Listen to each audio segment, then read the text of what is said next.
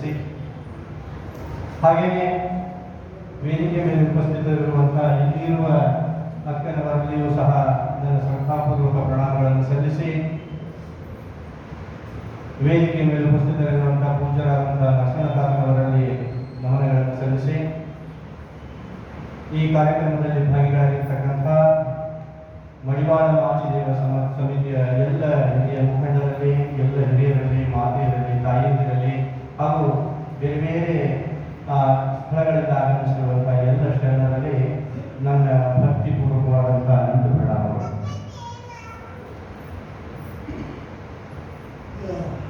ವಿಶೇಷವಾಗಿ ಇವತ್ತು ಈ ನಮ್ಮ ವೇದಿಕೆಗೆ ಪೂಜ್ಯರು ದಯಮಾಡಿಸಿದ್ದಾರೆ. ಅವರು ದಯಮಾಡಿಸಿದ್ದಾರೆ ಅಂತಂದರೆ ಶಾಂತಿಯೇ ನಮ್ಮ ಈ ಒಂದು ಈ ಭವನಕ್ಕೆ ಆಗಮಿಸಿದಂತೆ ಎಲ್ಲರಿಗೂ ಭಾಸವಾಗ್ತದೆ. ಯಾಕಂತಂದರೆ ಶಾಂತಿ ಅನ್ನುವಂಥದ್ದು ಈ ನಾಡಿನಲ್ಲಿ, ಈ ದೇಶದಲ್ಲಿ, ಇಡೀ ಜಗತ್ತಿನಲ್ಲಿ ಈಗ ತನ್ನ ಮೈಯನ್ನು ಬಿಚ್ಚಿ ಮನುಕುಲಕ್ಕೆ ಶಾಂತಿಯ ಒಂದು ಸಂದೇಶವನ್ನು ಅತ್ಯಂತ ಹೃದಯಪೂರ್ವಕವಾಗಿ ಎಲ್ಲರಿಗೂ ಮನಮುಟ್ಟುವಂತೆ ಮನುಷ್ಯನ ಇರುವಿಕೆಯನ್ನು ಅವರು ಎಲ್ಲರಿಗೂ ಮನಮುಟ್ಟುವಂತೆ ನೀಡ್ತಾ ಇದ್ದಾರೆ. ಅಂತ ಪುಣ್ಯಾತ್ಮರು ಇವತ್ತು ನಮ್ಮ ವೇದಿಕೆಗೆ ಬಂದಿದ್ದರಿಂದ ನಮ್ಮೆಲ್ಲರ ಜನ್ಮ ಸಾರ್ಥಕವಾಗಿದೆ ಅಂತ ಅವರಿಗೆ ವಿಶೇಷವಾದಂತಹ ಮತ್ತೊಂದು ಸಲ ನಮನಗಳನ್ನು ಸಲ್ಲಿಸ್ತಾ, ಇವತ್ತು ವಿಶೇಷ ಉಪನ್ಯಾಸ ಹಾಕಲು ನಾನು ಸುಮ್ಮನೆ ಒಂದು 50 ನಿಮಿಷ ಪ್ರಾಸ್ತಾವಿಕ ಮಾತಾಡಿದೆ ಅಂತಂದರು. ನಾನು ಹೇಳಿಲ್ಲ, ಅಕ್ಕ ಬಂದಿದ್ದಾರೆ ಅವರೇ ಮಾತಾಡಿಲ್ಲ, ಇಲ್ಲ ಒಂದು 5-10 ನಿಮಿಷ ಮಾತಾಡ್ತಾರೆ ಅಂತ ಹೇಳಿದರು. ಮನುಷ್ಯನ ಬದುಕು, ಈ ಬದುಕು ಒಂದು ಯೋಗ. ಇಡೀ ಮನುಷ್ಯನ ಬದುಕು, ಮನುಷ್ಯ ಇಲ್ಲಿ ಹೇಗ ಬದುಕಬೇಕಾಗಿದೆ ಅಂತಂದ್ರೆ, ನಾವೆಲ್ಲರೂ ಹೇಗ ಏನನ್ನ ಮಾಡಿಕೊಂಡು ಇಲ್ಲಿ ಬದುಕಲಿಕ್ಕೆ ಬಂದಿದ್ದೀವಿ ಅಂತಂದ್ರೆ, ಈ ಭೂಮಿಗೆ ಯೋಗಿಗಳಾಗಿ ಬದುಕಲಿಕ್ಕೆ ನಾವೆಲ್ಲ ಬಂದವರು.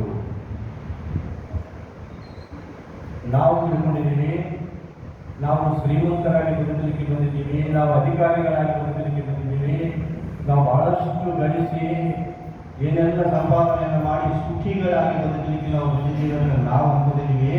ಆದರೆ ನಮ್ಮ ಹಿರಿಯರು ಹೇಳ್ತಾರೆ, ಮನುಷ್ಯನೇ ನೀನು ನಿಜವಾಗಲೂ ಈ ಭೂಮಿಗೆ ಬಂದಿದ್ದು ಯಾಕೆ ಅಂತಂದ್ರೆ ಯೋಗಿಯಾಗಿ ಬದುಕಲಿಕ್ಕೆ. ಯೋಗಿಗಳಾಗಬೇಕು ನಾವೆಲ್ಲ. ಒಬ್ಬ ಸಂತ, ಒಬ್ಬ ಶರಣ, ಒಬ್ಬ ಜ್ಞಾನಿ ಒಂದು ಕಡೆ ಹೇಳ್ತಾನೆ, ಯೋಗಿ ನೀನಾಗಿ ಹೋಗೋಣ, ಬೇಗನೆ ಬಾರಣ್ಣ, ಯೋಗಿ ನೀನಾಗಿ ಹೋಗೋಣ. ಯಾಕೆ? ಬೀಗದಂತೆ ಕೈ ಬೀಸಿ ಹೋದರೆ ಮುಗಿಯಲಿಲ್ಲ ಕೆಲಸ, ಹಾಗೂ ಹೀಗೂ ಉಂಟು ಉಗುಳಿ ಮನೆ ತುಂಬ ಮಾಡಿ ಹೊರಸ. ಎಷ್ಟು ಚೆನ್ನಾಗಿ ಹೇಳ್ತಾ ಇದ್ದಾರೆ ಅವರು ಅಂತಂದ್ರೆ, ಮನುಷ್ಯನೇ ನೀನು ಯಾಕೆ ಬಂದಿದೆ ಅಂತಂದ್ರೆ, ಬೀಗದಂತೆ ಕೈ ಬೀಸಿ ಹೋದರೆ ಮುಗಿಯಲಿಲ್ಲ ಕೆಲಸ, ಹಾಗೂ ಹೀಗೂ ಉಂಟು ಉರುಳಿ ಮನೆ ತುಂಬ ಮಾಡಿ ಹೊರಸ. ಅದೇನ್ ಮಾಡಿ?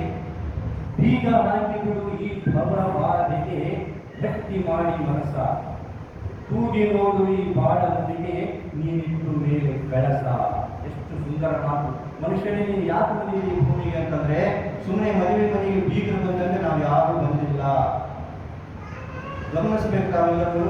ಯಾವ್ದಾದ್ರು ಒಂದು ಮದುವೆಗೆ ನಾವು ಹೋಗಿರ್ತೀವಿ, ಅಲ್ಲಿ ಹ್ಯಾಕ್ ಬಂದಿರ್ತಾರೆ ಬೀಗರು ಅಂತಂದ್ರೆ, ಮಸ್ತಾಗಿ ಬಂದಿರ್ತಾರೆ. ಅವರಿಗೆ ಬೇರೆ ಯಾವುದ್ರ ಕಡೆ ಮನೋದಿಲ್ಲ. ಮಸ್ತಾಗಿ ಉಣ್ಣೋದಾದ, ತಿನ್ನೋದಾದ, ತೊಟ್ಕೊಳ್ಳೋದಾದ, ಶೃಂಗಾರ ಮಾಡಿಕೊಳ್ಳೋದಾದ, ಎಲ್ಲವನ್ನ ಮಾಡಿ ಕೊನೆಗೆ ಕೈ ಬೀಸಿ ತಮ್ಮ ಮನೆಗೆ ನಾವು ಹೋಗಿ ಹೋಗೋದಾದ. ಇಷ್ಟಕ್ಕೆ ಮನುಷ್ಯನೇ ಈ ಭೂಮಿಗೆ ಬಂದಿಲ್ಲ.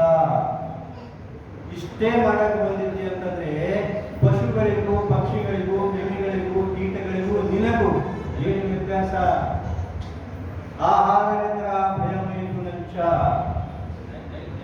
ಆಹಾರ ನಿದ್ರ ಭಯಮೈತು ನಂಚ. ಪ್ರಾಣಿಗಳು, ಪಕ್ಷಿಗಳು, ಮನುಷ್ಯರು, ಕ್ರಿಮಿಕೀಟಗಳು ಏನು ಮಾಡ್ತಾವ ಅಂತಂದ್ರೆ, ಒಂದಿಷ್ಟು ಹೊಟ್ಟೆಗೆ ಊಟ ಮಾಡ್ತಾವ, ಒಂದಿಷ್ಟು ನಿದ್ರೆ ಮಾಡ್ತಾವ, ಒಂದಿಷ್ಟು ಸಂತಾನ ಅಭಿವೃದ್ಧಿ ಮಾಡೋದಕ್ಕಾಗಿ ಒಂದಿಷ್ಟು ತಾವು ಒಂದಾಗ್ತಾವ, ಒಂದಿಷ್ಟು ತಮ್ಮನ್ನು ತಾವು ರಕ್ಷಿಸಿಕೊಳ್ಳೋದಕ್ಕಾಗಿ ಹೋರಾಡ್ತಾವ.